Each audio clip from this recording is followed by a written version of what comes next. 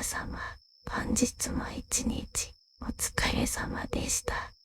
神楽坂 CSA チャンネル、朗読者の神楽坂凛と申します。本日も皆様に良い眠りが訪れますように心を込めて朗読させていただきます。本日の朗読作品は、静か石と眠りの森、月明かりの木の下で、春の月と潮風のティータイムの3作品をゆったりと朗読させていただきます。皆様におかれましては、目を閉じ、リラックスして、静かな朗読の世界に耳を傾けてください。これからも皆様にたくさんの癒しをお届けできますように、お休み前にチャンネル登録を忘れずにお願いいたします。明日も皆様にとって素敵な一日となりますように、おやすみなさいませ。雫石と眠りの森。春の風が街の屋根を出るように吹き抜け、木々の間から柔らかな日の光が差し込んでいました。海と山に囲まれたこの街には、季節ごとに違う風が流れています。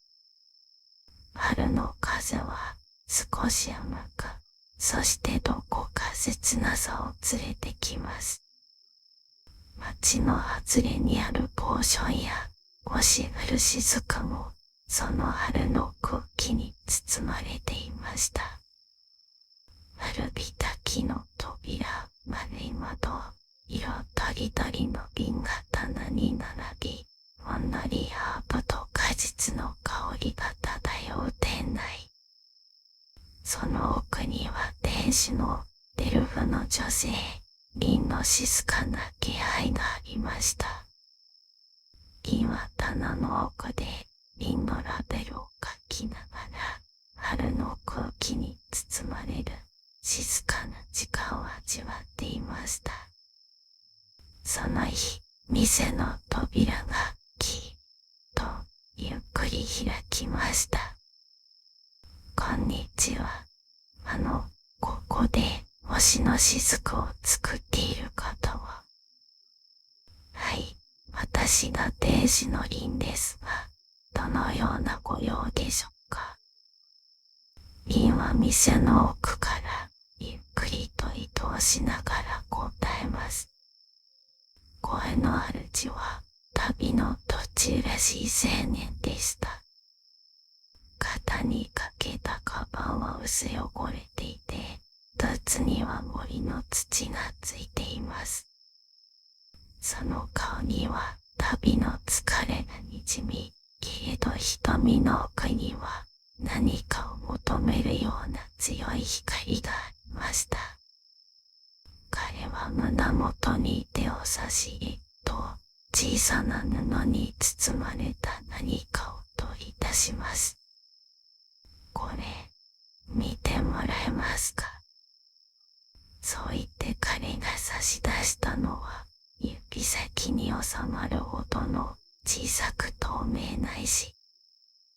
内部には星のように淡い光を帯びていて、角度を変えると、まるで夜空の星が閉じ込められているかのように輝きます。リンはそれをそっと手に取りました。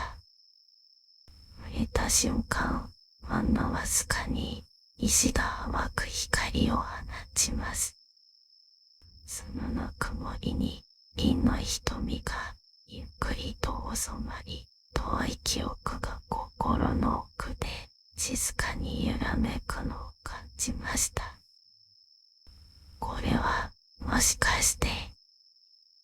リンは目を細め、石を手のひらの上で転がすように見つめました。これはおそらく雫石ですね。ずっと昔、森の奥に埋めたものとよく似ています。やっぱりそうなんですか。カエルと名乗ったその青年は、ほっとしたように肩の力を抜きました。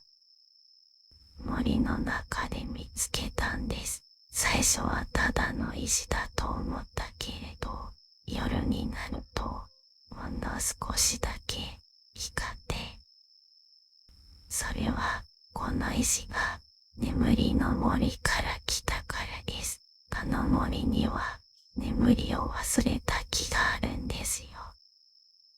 リンはそっと雫石をカエルに返しました。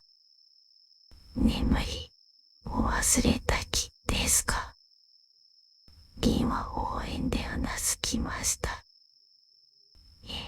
昔その木がまだ若かった頃、私は特別な石を森の中にいくつか埋めたんです。星の光を閉じ込めて、森のみんなが安心した気持ちで眠れるように、そっと、それが雫石です。けれど一人だけ眠りを拒むように目覚めたままの木があって、リンの声はどこか懐かしさを帯びていました。語りながらその頃の森の風景が胸の中にそっと浮かんでいるかのようです。カエルは目を丸くして聞いていました。もしかしたらその木があなたに石を託したのかもしれませんね。でもどうして僕に。銀はカエルの手の中の石に目をやりながら優しく答えました。それはあなたが今少し眠りを忘れているからかもしれません。カエルは少しだけ視線を落としました。最近夜になるとなぜか眠れなくて、寝ようとしても森の音や風の音がどこか遠くでささやく声みたいに聞こえてしまって、その声にはこか自分でも説明できない不安がにじんでいて、カエルの眼差しは少し寂しげに揺れていました。それは森があなたを呼んでいるのかもしれませんね。リンはゆっくりと立ち上がると、棚の奥から小さな青い銀を取り出しました。この星の記憶の雫と一緒にもう一度その森へ行ってみませんか。きっと雫石が眠りの秘密を教えてくれますよ。カエルはその提案に少しだけ驚いたようでしたが、やがて静かにうなずきました。はい、行ってみたいです。この木が何を伝えたかったのか確かめたい。春の風が店内に回りと吹き込みました。窓辺のレースのカーテンが揺れ、銀の水色の髪がそっと光をまといます。その髪はまるで月の雫を編み込んだかのように淡く夜に透けて見えました。こうして銀とカエルの眠りの森への小さな旅が始まります。それはただ森へ向かうだけの旅ではありません。失われた眠りを取り戻すための小さな再会の物語でもあったのです。やがて夜の帳が割り始めました。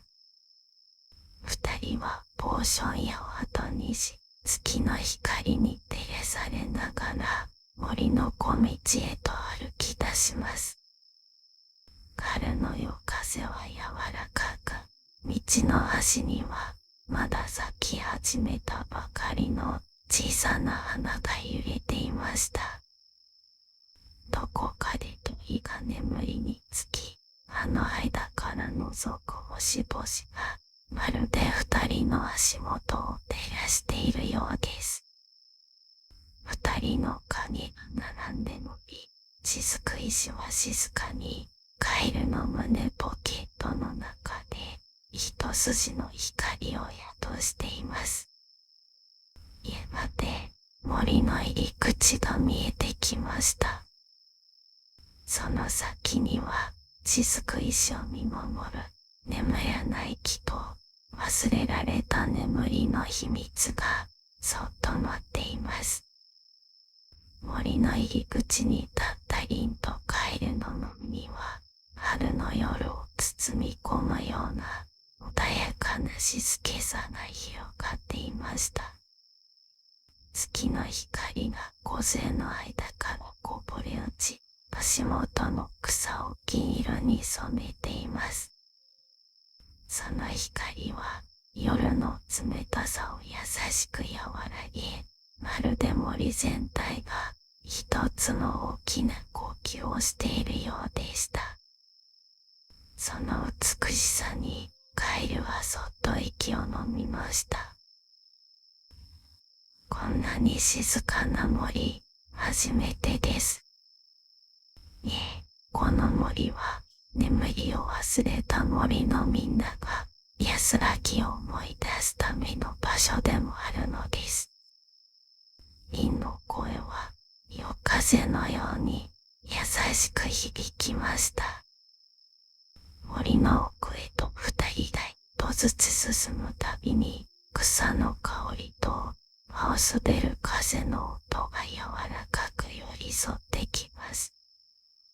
その音はまるで森が二人にお帰りと囁いているかのようでした。やがて小さなせせらぎの音が聞こえてきます。そこにかかるこけました丸太の橋を渡った先に静かにひときわ大きな木が立っていました。幹は太く年輪を重ねた木肌はしっとりと湿っていて、その根元には何個かの雫石が埋められていました。石たちは小さな光を帯び、まるで星のかけらが地面に眠っているかのようです。この木が眠ることを忘れてしまった木なんですね。カエルの問いにリンはゆっくりとうなずきました。この木は何百年も前にこの森に生まれた大樹。星の光を閉じ込める雫石を私が静かに埋めていた頃、この木だけはずっと目を閉じることを拒んでいたのです。なぜですか？多分ですが、誰かの思いをずっと受け取り続けていたのでしょうね。まだ届いていない言葉、忘れられた祈り、それらをこの木がすべてを聞き続けてしまったから。リンの声にはどこか遠くを見るような静けさがありました。悲しみでもなく、ただ深い共感のような喉が滲んでいます。カエルはゆっくりと木の前に立ちました。ポケットから光る雫石を取り出すと、そっと両手に包み込みます。きっとこの石が僕をここまで導いてくれたんですね。あなたの中にまだ言葉にならない気持ちが眠っていたから、きっとこの木が答えたのです。リンは持ってきたポーション銀の線を静かに開けました。それは星の記憶の雫、星の記憶を集めた特別なポーションです。瓶の中から放たれる淡い光がそっと木の幹に染み込むように広がっていきました。お久しぶりです。あなたはまた頑張りすぎていますね。眠りは忘れることではありませんよ。瓶をそっと語りかけます。それは心の奥にしまった大切な思いを静かに撫でているようなこと。星が夜空で泥のように人も森も時々優しく目を閉じる時間が必要なのですから。この葉は風もないのに一つひらりと落ちました。そして幹がほんの少し震えるように揺れたのです。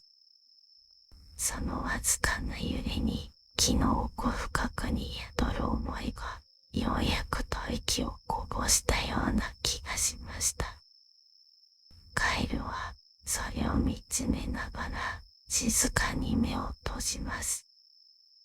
自分の胸の中でも何かはゆっくりとほどけていくような、そんな感覚を覚えました。その脳裏に昔見た風景が浮かんできます。それは少年の頃、母と一緒に見た星空。病室の窓から涙をこらえながら見上げた曇った夜の空。最後に言葉にできなかったたくさんの思い。でも、あの時もきっと夜空には星が瞬いていた。ありがとう、リンさん。カエルはゆっくりと目を開けながら言いました。ようやく少し胸の中のしこりがほどけた気がします。リンはそっと微笑みました。それはあなたが自分の心に耳を傾けたから。ポーションはほんの少し背中を押しただけなのですよ。森の中には雫石の光が点々と灯り始めていました。まるで星が地上に降りてきたかのように。そして木はゆっくりと眠りについたかのように、幹の震えのような揺れが収まっていきました。まるで長い旅を終え、ようやくまどろみに入ったかのように。カエルは自分の雫石をそっと地面に置きました。そこには他の石たちと同じように静かで温かな光が漂い、心がほっとするような空気が満ちています。その光に包まれたとき、カエルの頬一筋、涙が伝えました。それは痛みの涙ではなく、心がほどかれた証です。森を後にしながら、カエルはふと空を見上げました。夜空には変わらず星々が優しく瞬いています。星々はいつまでも変わらず瞬く。リンさんの言葉、今は少しだけわかる気がします。リンはうなずきながらカエルをそっと振り返りました。ねえ、だからこそどんなに遠く離れても誰かの思いは夜空のどこかで光り続けるのです。そして二人は星降る雫へと帰っていきました。店に戻る銀はカエルと別れます。店に入るとリンはそっと記憶帳を開きました。カエルとの出会いと眠りの森での出来事を静かに記していきます。そしてページの端にいつものように小さな押し型のスタンプをしました。その夜、カエルは町の宿で窓を開けたまま静かに眠りにつきました。窓からは淡い星の光とかすかな春の風が流れ込んでいます。雫石のような温かな夢を見ながら、彼はようやく安らかな気持ちで眠りを迎えることができたのでした。そしてリンは窓辺の椅子に腰を下ろしながら夜空を見上げました。河原の星たちの光は静かに今日を包み込みます。眠りは星たちからの贈り物。だから今はしばし眠ってください。リンはそっとつぶやきました。明日はきっといい日になりますから。春の夜、静かな森の奥では木々もまた静かに眠りについています。そして空には今日もまた星々の優しい光がそっと瞬いていたのでした。月明かりの木の下で春の夜風がゆっくりと街を包み込んでいました。海と山に囲まれた小さな町、その外れにひそりと佇む当初や、星降る雫の明かりが今日も優しく灯っています。天使のリンは静かな夜が好きでした。特に春の夜は空気が柔らかく、どこか遠い記憶に触れるような曇りがあります。今夜はこの道を歩きたくなりましたね。リンは草色のケープを羽織り、店をそっと出ました。町を抜け、小道を歩いていくと、やがて山のふもとに向かう細い道へと入ります。そこには一本の大きな古木が立っていました。春になると、この木は可愛い薄手に色の小さな花を咲かせます。花の香りはごくかすかで、夜風に乗ってふんわりと漂う音。まるで誰かの夢の中にだけ咲く花のように、そっと夜を彩ってくれるのです。変わらずに咲いてくれていたのですね。リンはそっと木の根元に腰を下ろしました。夜空には雲一つない星々が広がっています。その中に丸い月がぽっかりと浮かび、古木の花々柔らかく照らしていました。空気は静かで、虫の音さえも聞こえないほどの静寂が森の奥から広がっています。リンは目を閉じ、そっと耳を澄ましました。聞こえるのは花が揺れるかすかな音、そして自分の鼓動だけ。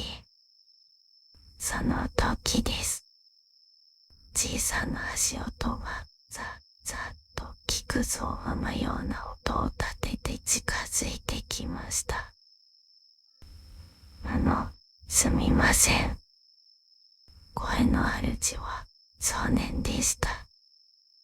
背中に小さな斧を背負い、菊酢のついた服を着た若い木こりのようでした。目は少し眠たそうで、それでいてどこか不安げな色を宿しています。その目の奥には言葉にしきれない戸惑いと居場所を探すような寂しさがほのかに浮かんでいました。こんばんは、こんな夜更けにお一人ですか？リンは静かに尋ねました。少年は少し驚いたように瞬きをして、それから首を小さく縦に振りました。はい。最近町に越してきたばかりで、家の中だとなぜか眠れなくて。少年は名前をノエルと言いました。父親の仕事で町に移ってきて、昼間は山に木を切りに行き、夜は慣れない家で一人、なかなか眠れずにいるとのことです。窓の外には星が見えているのに、心が静まれなくて、ナイルはぽつりとつぶやきました。でも、町の人が教えてくれたんです。この木の下に来ると、不思議と気持ちが落ち着くって。それはきっと本当のことですね。リンはにっくりと微笑みました。この木は春になると静かに夢を咲かせるんですよ。夢を咲かせる。マイルは首をかしげました。はい、人の声には答えないけれど、心の音にはそっと答えてくれる木なんです。リンの声はまるで夜風の中に溶ける音のようで、ナイルの心にすっと染み込んでいきました。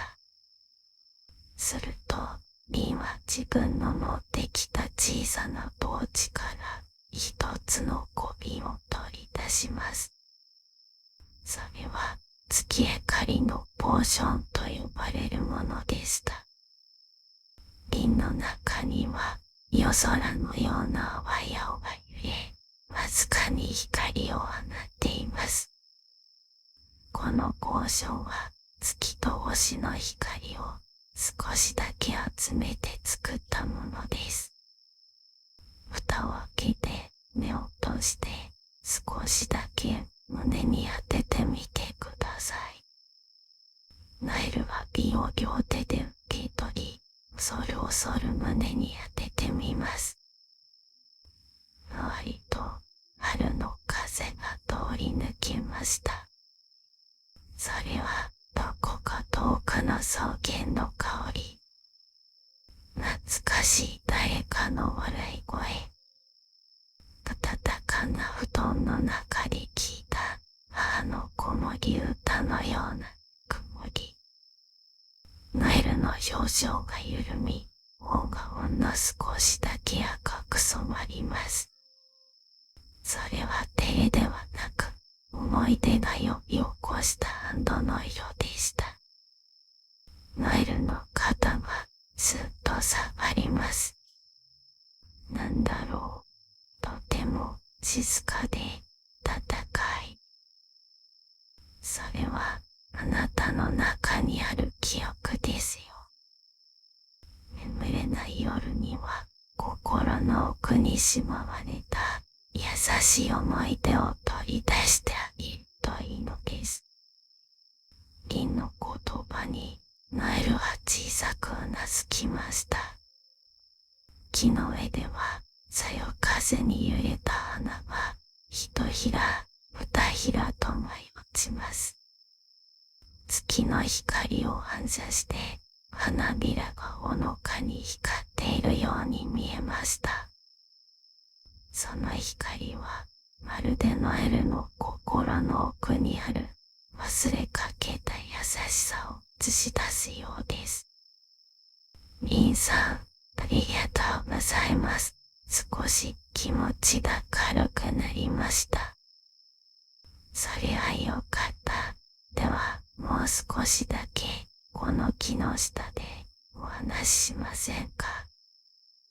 ナイルは目を細めて、ゆっくりと腰を下ろしました。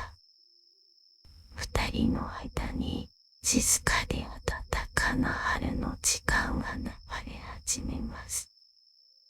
ナイルとリンは大きな古木の下に並んで座っていました。夜空には月が高く昇り、星々はいつものように変わらず瞬いています。そよそよと吹く春の風が木々の葉を優しく揺らし、二人の間に穏やかな時間を運んできました。ナイルは手のひらに小さなコーション瓶を包みながら、ふと口を開きました。リンさん、自分でもよくわからないんですけど、あのポーションを手にした瞬間、なんだか子供の頃のことを思い出しました。どんな思い出ですか？リンの声は月の光のように静かで柔らかでした。ナイルは少しだけうつむきながら答えます。夜に母がベランダで洗濯物を畳んでいて、僕は窓辺でそれを見ながら眠ってしまって、あの時の風と草の匂いがオーションの中にあった気がするんです。ナイルの声がかすかに揺れ、言葉の奥に温かな心とほんの少しの寂しさが滲んでいました。その時の風の音、遠くで聞こえた鳥の声、母の面影、すべてがまるで昨日のことのように胸に戻ってきたのです。リンは目を閉じて小さくうなずきました。それはきっと心の中に咲いた記憶ですね。眠れぬ夜にそっと開く扉のようなものです。ナイルはその言葉を静かに噛みしめるように月を見上げました。町に来てからなんだか毎日が慌ただしくて、周りの音や人の目ばかり気になって、ふと立ち止まることができなくて。でも今日は初めて心が静かになれた気がします。リンはナイルの言葉にそっと微笑みました。そして自分の隣に咲いていた小さな花を摘み、ナイルの前に差し出します。この花は雫草と言います。夜に咲き、朝露を集めて閉じるんです。人の心と少し似ているんですよ。静かな夜にだけそっと咲くのですから。ナイルは雫草をそっと受け取りました。花はほんのりと月の光を落としたように白く光って見えます。手のひらの中で揺れるその小さな命はなぜだかとても愛おしく感じられました。こんなに小さな花でも誰かの心を癒すことができるんですね。リンはうなずきながら答えました。いえ、静けさの中でしか伝わらない言葉や思いもあるのです。夜は心の声を聞く時間でもあるのです。しばらくの間、二人は言葉を交わさず、ただ夜の音に耳を傾けました。虫の声、風のささやき、木の葉が触れる音、そして遠くの川のせせらぎまでもが優しく流れているかのようです。ナエルの呼吸はすっかり深く穏やかなものになっていました。その胸の鼓動すらも森のリズムに溶け込んでいるようです。ナエルがそっと口を開きました。リンさん、僕、今日は帰ったらゆっくり目を閉じてみようと思います。この静けさと花の匂いと心の中にある優しい思い出を大切にしながら、リンは嬉しそうにうなずきました。それはとっても素敵なことですね。きっと今夜は良い夢が見られますよ。ナエルは立ち上がると深くお辞儀をしました。今日は本当にありがとうございました。リーさんと出会えてよかったです。リンも静かに立ち上がり、風に揺れる髪を片手で押さえながら答えました。またここへいらしてください。春の木はきっとあなたのことを覚えていてくれますから。それから町に来た際には星降る静かにも来てみてくださいね。その言葉には再会を願うだけでなく、ナエルの新しい日々をそっと見守ろうとする温かな眼差しが込められていました。ナエルは微笑み、雫草を胸にしまって山道をゆっくりと歩き始めます。ナエルの足取りは来た時よりもずっと軽やかで、まるで春の風が背中をそっと押してくれているようでした。夜道に響く足音はまるで柔らかなリズムを刻む音楽のようで、木々の葉もそれに合わせて揺れているように見えました。リンはナエルの後ろ姿が小さくなっていくのを見守ってから古木にそっと手を添えます。今夜もこの木の下で小さな物語が一つ生まれましたね。木の枝が風に揺れ、カサカサと葉を鳴らします。それはまるでありがとうと囁いているような温かな音でした。月の光が花の間をすり抜け、リンの肩にそっと降りてきます。それは木と月と星がそれぞれのやり方でそっと夜を抱きしめているようでした。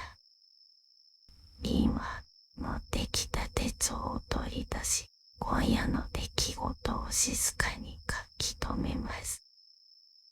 月明かりの木の下でナエルという少年と出会う。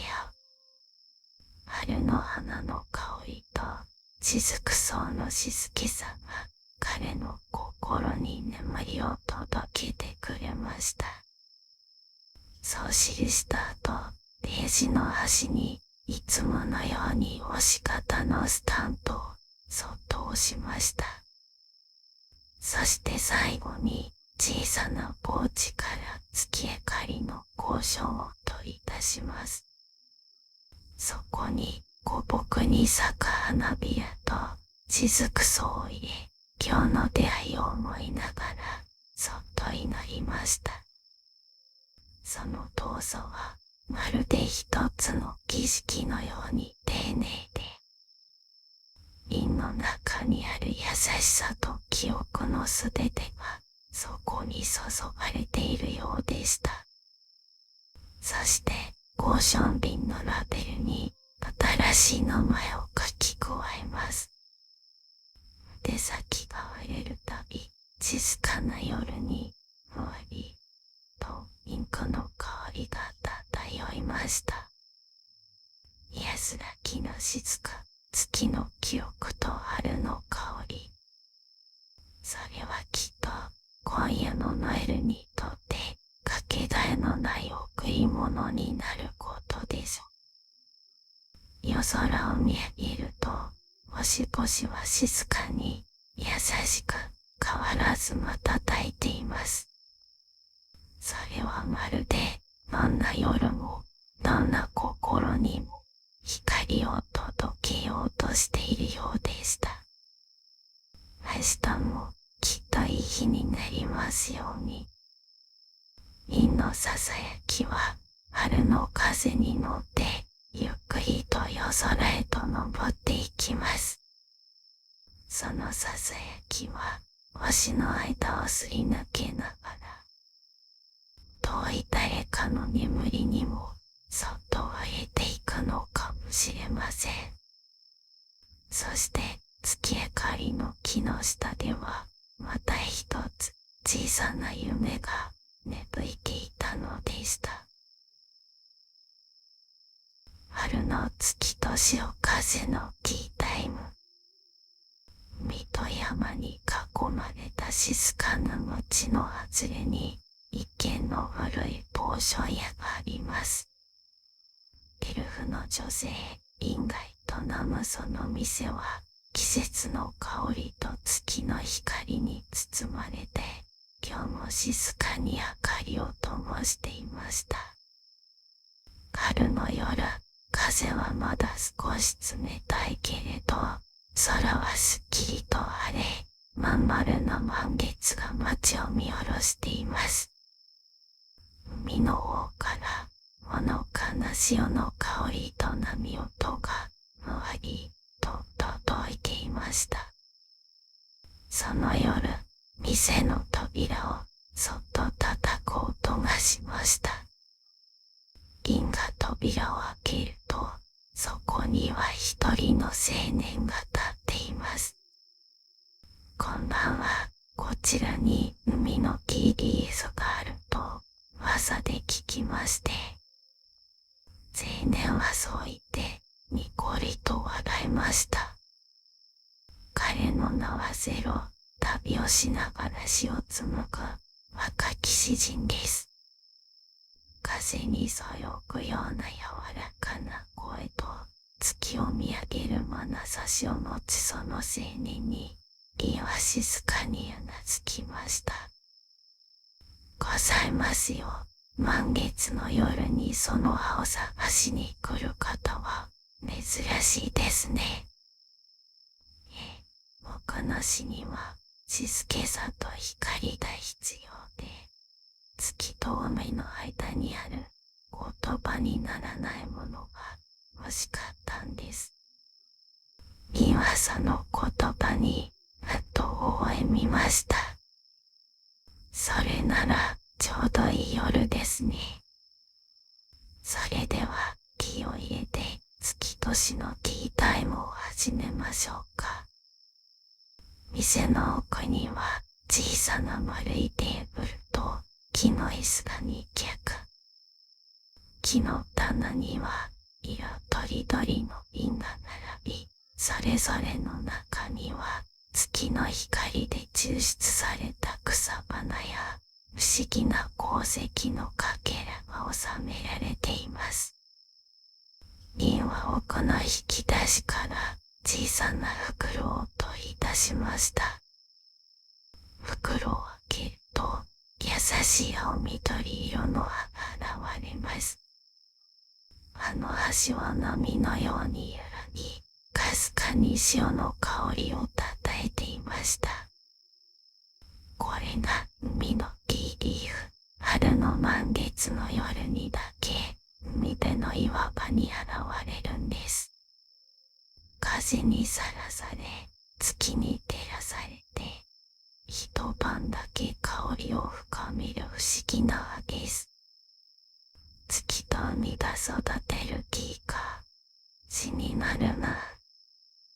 ゼロは簡単な息を漏らしながら、そっと葉に指を伸ばしました。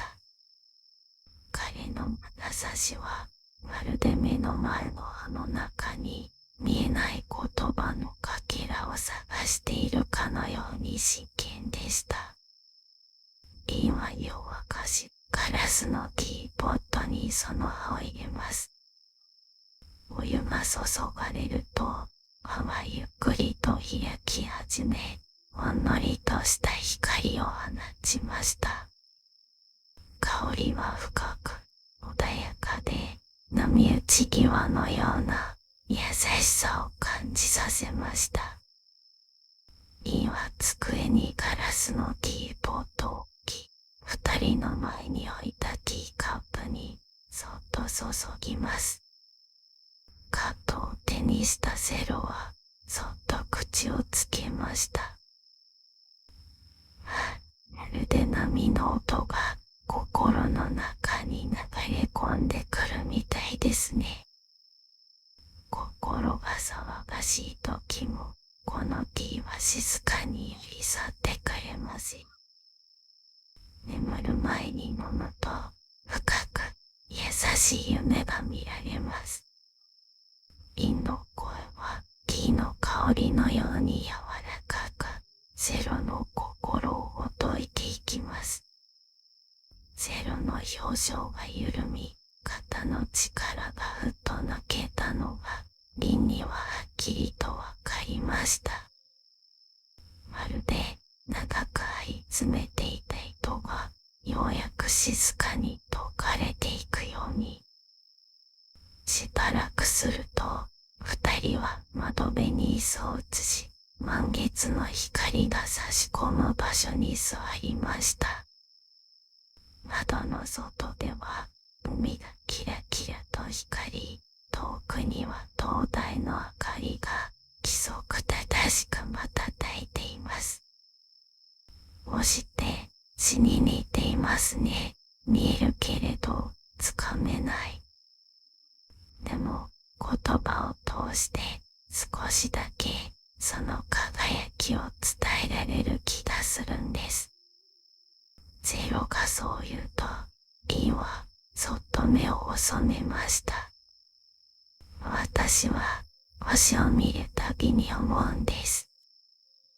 星は変わらず私たちを見ていてくれるって。どんなに日々が変わっても、空の上では同じ光が同じように瞬いているのです。リンの話をゼロは目を閉じて聞いていました。その表情は幼い頃に母の読み聞かせを聞いていた子供のように、どこか安心しきった穏やかさに満ちていました。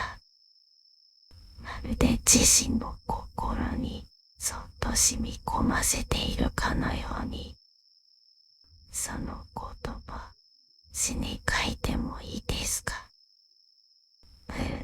もちろん詩は誰かの心を静かに照らす小さな明かりですから。外の風がカーテンを揺らし、ティーカットの湯気はふわりと漂いました。ゼロの肩の力は抜け、まぶたが少しずつ重くなっていきます。こんなに心が静かになったのは久しぶりかもしれません。旅は心にもたくさんの荷物を背負わせますから。時にはそれを下ろしてただ静かに月を見る夜があってもいいのです。リンの言葉にうなずき、そっと目を閉じます。カップの中でティーの色は淡く揺れながら、やがて月の光と溶け合っていくようでした。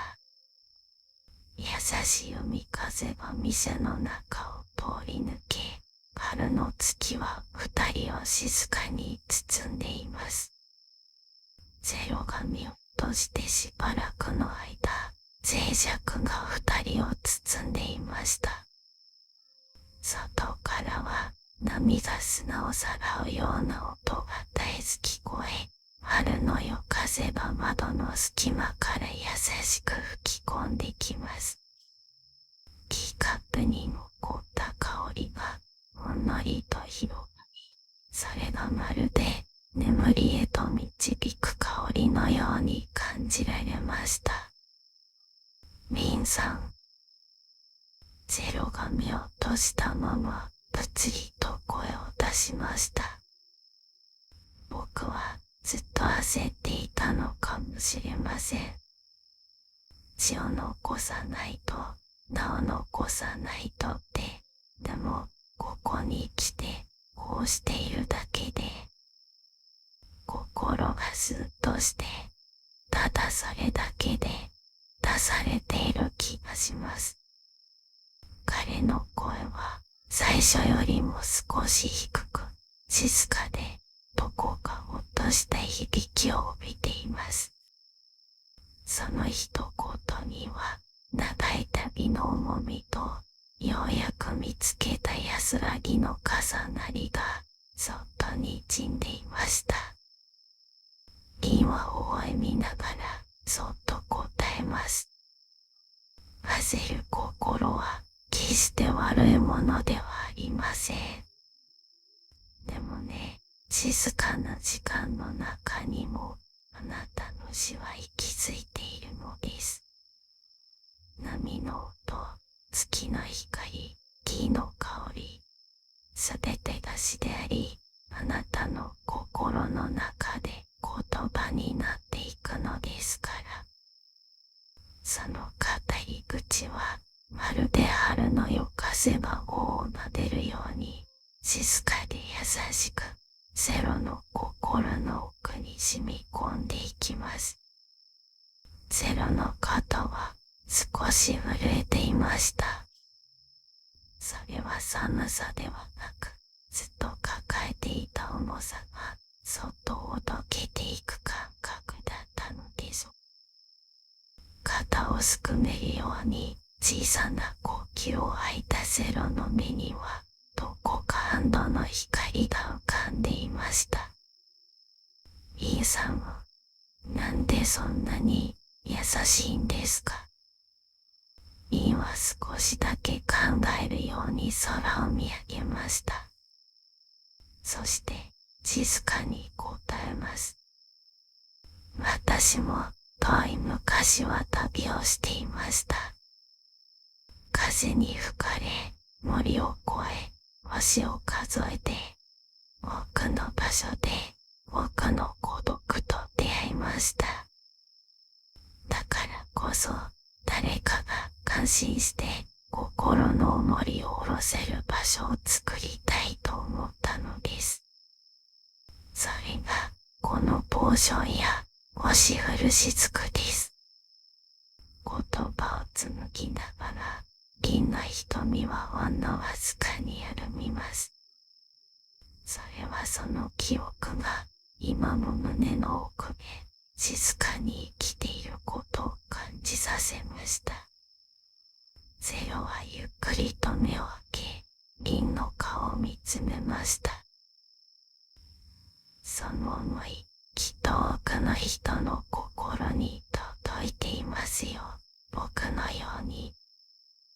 その言葉には、まるで長い旅の果てで見つけた明かりを抱きしめるような静かな感謝が込められていました。リンは何も言わずに、そっとセロのカップにもう一杯のティーを注ぎます。再び深く穏やかで波打ち際のような香りが広がります。ティーカップを手に取り、ゼロはゆっくりと口をつけました。優しい海の香りとほんのり甘い甘みが口の中に広がります。その味わいはまるで忘れかけていた記憶のように静かに胸の奥を温めてくれました。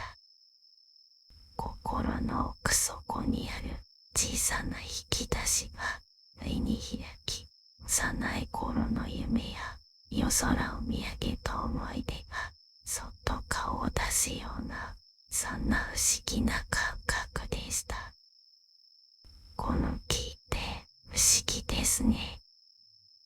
暖かさだけじゃなくて、記憶の奥にある安心感を抱させてくれる。ゼロはそう言って窓の外を眺めました。月は相変わらず高く、海に柔らかな光の道を描いていました。この景色、きっと僕の詩になる。それは嬉しいことですね。でも、多分、誰かに読んでもらわなくてもいい。この夜のことを自分の中で大切にしておくだけで十分な気がするんです。インはゼロのその言葉を深くうなずきながら聞いていました。詩は声にしなくても心の奥で生き続けます。そして眠りの中でもきっとその光はあなた自身を照らし続けてくれるでしょう。その時、ふと店内の明かりが一つふわりと消えました。それはまるでこの夜が静かに幕を閉じようとしている合図のようです。ゼロのまぶたはもう限界に近づいていました。眼差しは柔らかく揺れ、まどろみの向こうに静かな世界で招きをしているかのようです。その目には柔らかな眠気が落ち、凛に流され、ゆっくりとベンチに横になりました。凛さん、ありがとう。どういたしまして。ゆっくりおやすみなさい、ゼロさん。あなたの死が優しい夢の中でひときわ美しく輝きますように。銀の声は月明かりのように柔らかで穏やかで、その声を最後にゼロは静かに目を閉じ、深い眠りの中へと旅立っていきました。その眠りはまるで心ごと潮にたねるような安らぎの波に包まれた感覚。ゼロの呼吸はすぐに緩やかになり、夜の静けさの中へ溶けていきました。夜は深まり、街の明かりも次第に静まっていきました。銀はそっと席を立ち、店を閉めます。そして再びゆっくりと窓辺の椅子に腰を下ろしました。潮風が静かに吹き込み、レースのカーテンを揺らします。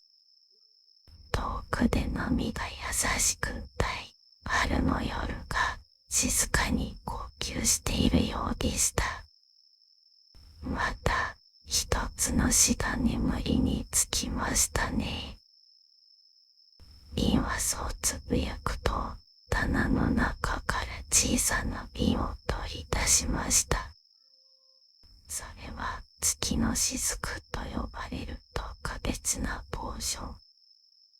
深く安らかな眠りを願うすべての人にほんの少しの棒を届けるためのものです。瓶はしばらくその瓶を見つめ、そっと棚に戻し、明かりを一つまた一つと消していきました。その手つきはまるで一つずつ夢の入り口をそっと閉じていくようで、窓から見える海にはまだ月の道がまっすぐに続いています。その道は眠りへとつながる優しい橋のようでもありました。朝が来ればまたいつものように街は目覚めるでしょう。でも、この春の夜に紡がれた静かな木板山の記憶は、きっとセロの中で優しい詩として息づいていく。その詩はいつか誰かの夜にも同じ安らぎを届けてくれるかもしれません。そして林の傍聴屋もまた今日も明日も誰かのために温かな明かりを灯し、眠りへと続く小さな時間を静かに守っていく。それは昔からずっと変わらない。月は高く、星は瞬き、波は静かに音を奏でるように。これからもずっと変わらず続いていくことでしょう。ご清聴ありがとうございました。すでに眠りに疲れていれば幸いですが、まだご覧いただいている方はおられますか？おられましたら、チャンネル登録をしていただけると嬉しいです。これからも心地よい朗読をお届けいたします。どうぞ素敵な夜をおやすみなさいませ。